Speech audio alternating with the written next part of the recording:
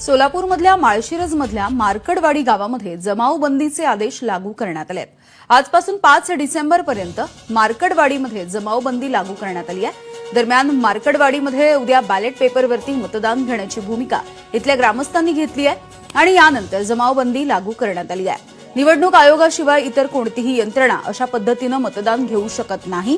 त्यामुळे उद्या मतदानाची प्रक्रिया राबवली तर त्या नागरिकांवरती कारवाई करण्याचा इशारा प्रशासनाकडून देण्यात आलेला आहे.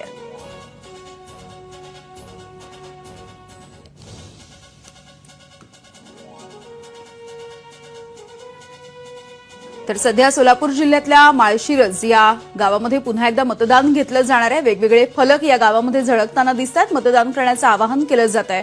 मात्र याला प्रशासनानं विरोध दर्शवलेला आहे.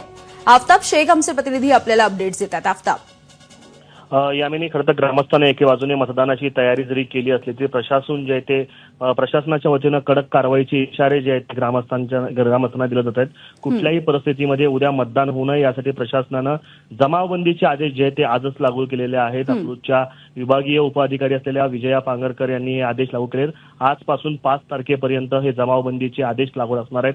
खरं तर प्रशासनानं स्पष्टीकरण दिलेले आहे की ज्यावेळेस मतदानाची प्रक्रिया पार पडली ती अत्यंत निर्दोष पद्धतीनं पार पडलेली होती. पोलिंग एजंट सगळे होते. त्यामुळे ज्यावेळेस आक्षेप घ्यायचा त्यावेळेस ग्रामस्थांनी कुठलाही आक्षेप घेतलेला नव्हता.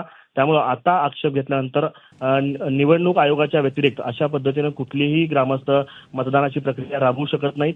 जर अशा पद्धतीनं प्रक्रिया राबवण्याचे प्रयत्न केले तर जे लोक ग्रामस्थ या मतदानात सहभागी होतील त्यांच्यावरती फौजदारी गुन्हे दाखल करण्याचा इशारा देखील प्रशासनाच्या वतीनं दिलाय. बीएनएसच्या 163 म्हणजे जे पूर्वीचं IPC 144 आहे ते आता गावामध्ये लागू करण्यात आलंय. 5 तारखेपर्यंत हे जमावबंदीचे आदेश गावामध्ये लागू असतील. यामिनी